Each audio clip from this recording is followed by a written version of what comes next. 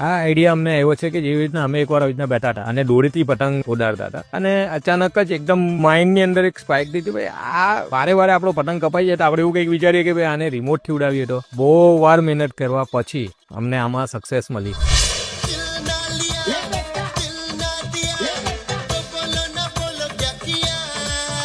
ઇન્ડિયામાં ખરેખર તો અમે લોકો જ ફ્લાય કરીએ છીએ. ફોરેન્સમાં ને અગર કોઈ કન્ટ્રીઝમાં હશે તો આઈડિયા જ નથી અમને.